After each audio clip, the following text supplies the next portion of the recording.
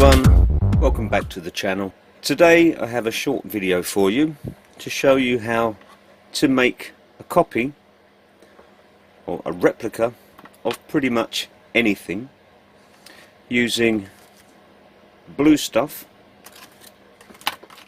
and Milliput, two-part resin. In this instance I'm also going to use sculptmold, and for that I shall use my trusty homemade.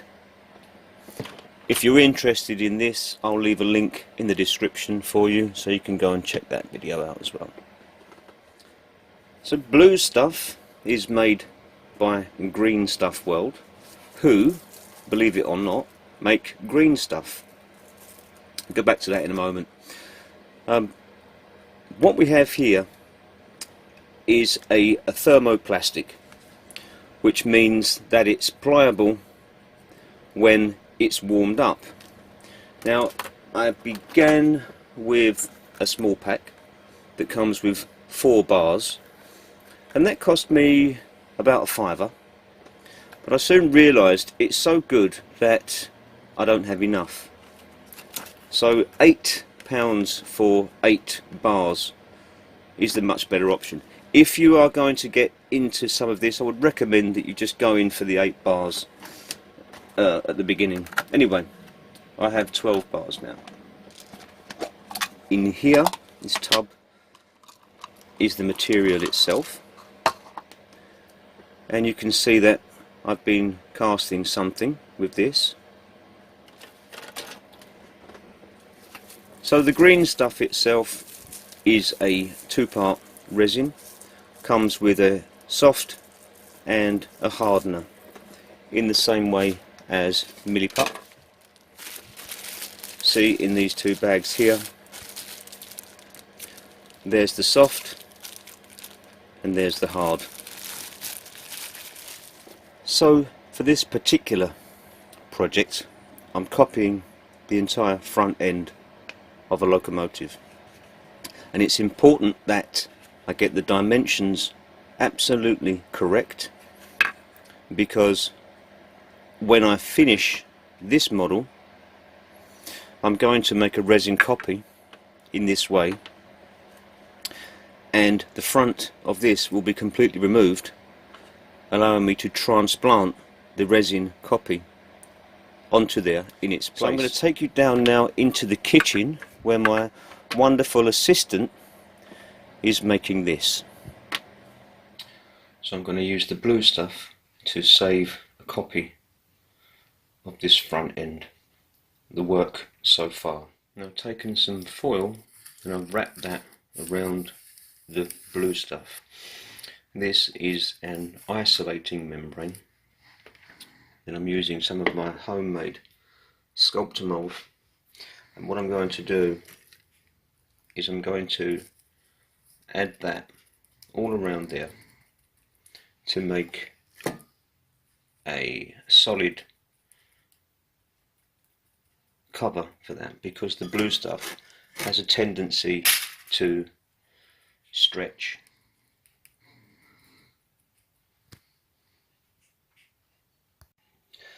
Okay, so that's set now. The advantage for jobs like this with using the homemade sculptmold as opposed to the actual copyright sculptmold is that this doesn't contain any PVA powder, so it sets very quickly, 5 minutes, and this is hard. Doesn't matter how much water I add, it's going to go hard, which is a good thing. I prefer that. So that just slides off of there. The foil comes off, and I'm just left with the impression of the outside of this mould. So, as I said before, the blue stuff has a tendency to spread around a little bit. Not too much, but I want this to be accurate. So when I put the resin in the mould, and I'm going to put the whole thing back in there, then I know that that will be in that shape and it's not going to spread or stretch in any direction. So that just comes off of there, and I have in there an impression of that. So once I had my impression, which is a single-sided impression, in as much as I wrapped it around the piece that I wanted to copy, it doesn't have a front and a back or a top and a bottom as a normal mould would, which is why I needed to make the carrier so that I could line the mould, the blue stuff mould, with my resin, with my Milliput, and hold it all in place with this. And with regards to the resin, what I did is made a sheet like this, which could then be pushed in to the mould very carefully to pick up all the shapes and details, and then once that was in, the whole thing went back into the carrier to set. Now I'm doing it this way because I've used the mould again. I'm still using the original 4 bars, so they go in again and again and again. But yeah, that's the way this goes. The resin is laid in a sheet, and that way you don't get, if you imagine you're trying to push in pieces, then when you open it up, it's going to be made out of pieces. Now the way to use the blue stuff, you just take these bars, however many you need, boil a kettle of hot water, boiling water, pour it into a jug, and just pop your pieces of blue stuff in and leave them in there for about 3 minutes, and then they will be malleable. You'll be able to separate, make 2 halves, things like that. Now when I take that out of the mould, get something like this. I've given it a clean up on the inside of the windscreen, and of course this is a copy of the work in progress. There's still some lines in there that were on the original. As soon as this came out of the mould, the blue stuff went back in the hot water to be used for something else.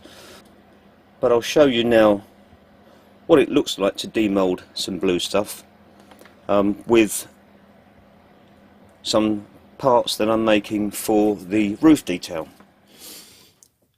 So when they're ready, they can be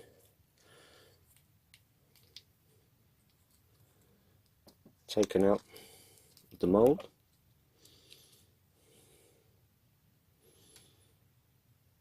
Need to clean up.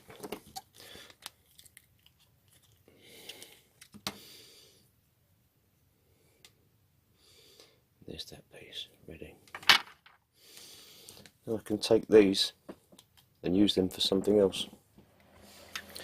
Now on this model here, I've removed the windscreen because it's plain plastic windscreen, and I need to put a clear windscreen in there. So first of all, I've used the blue stuff to make a copy of the windscreen. I've included these, well, they're actually depressions in the lower section, which are then picked up by the upper section to ensure that your mould fits perfectly every time. And something that I like to do is include these tabs. They are helpful for pulling the mould apart, and again they're helpful for the orientation of top and bottom. It may sound obvious, but with some parts, let's say a part like this, which is a piece of Milliput, it can be sometimes confusing which way up the moulds go. What I mean is the top and bottom. So by including that, can't go wrong.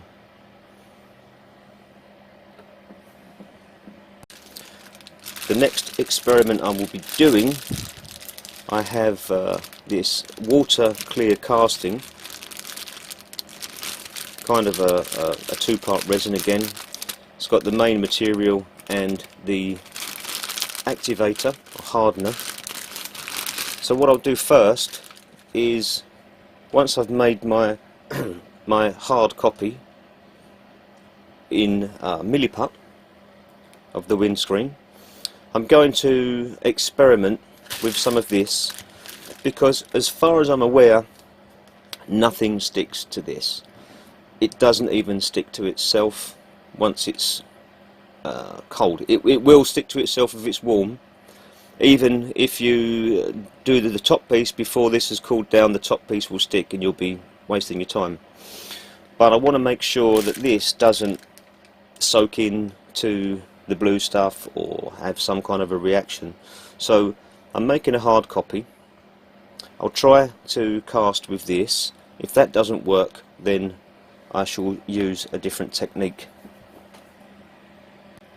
As I've said, I'm going to do a more in-depth video about how to get the best from this, which will also include Milliput and Sculpey. So look out for that one coming up.